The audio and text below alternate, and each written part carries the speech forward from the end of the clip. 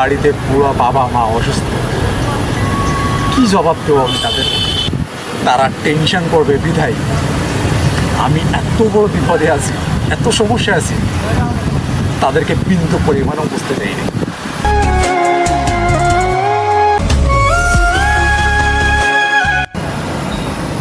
ভাই, এতে কিছু টাকা আছে, এগুলো আপনি আপনার বাবা মার কাছে পাঠান।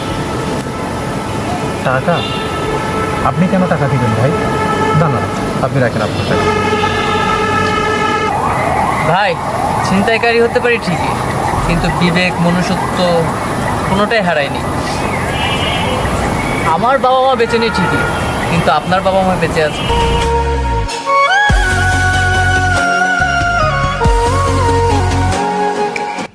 ভাই, ওনাদের জন্য সামান্য এটুকু করতে পারলে নিজের কাছে অনেক ভালো লাগতো।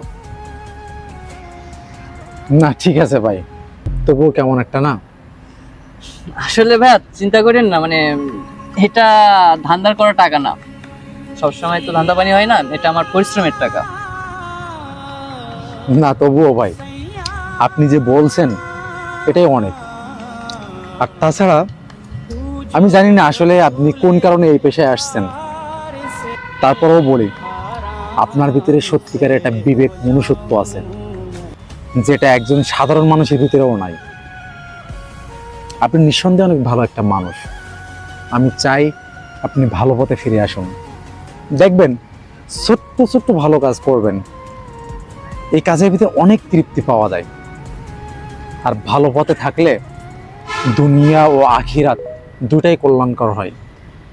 দেখেন ভাই, আমরা মানুষ, এই পৃথিবীতে আমরা সারা জীবন বেঁচে থাকতে আসিনি, সারা জীবন ভোগ বিলাসিতা করে চলতে আসিনি।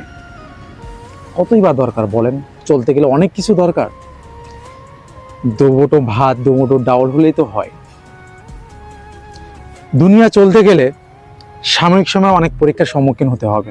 যেমন দেখেন, আমি খালি পকেটে এই শহরে ঘুরতেছি, তবুও দেখেন আল্লাহ তাআলা কিন্তু আমাকে বেরুজি করে রাখেনি, কোনো না কোনো ভাবে কিন্তু ঠিকই চালাই নিচ্ছে। এই জন্য আমাদের উদ্দেশ্য সৎ এবং সৎ পথে থাকা। আশা করি আপনি বুঝতে পারছেন। ঠিক আছে ভাই, আমি আশা করব আপনি ভালো পথে থাকবেন। ভাই আজ তাহলে উঠি। তাহলে ভাই এটুকু।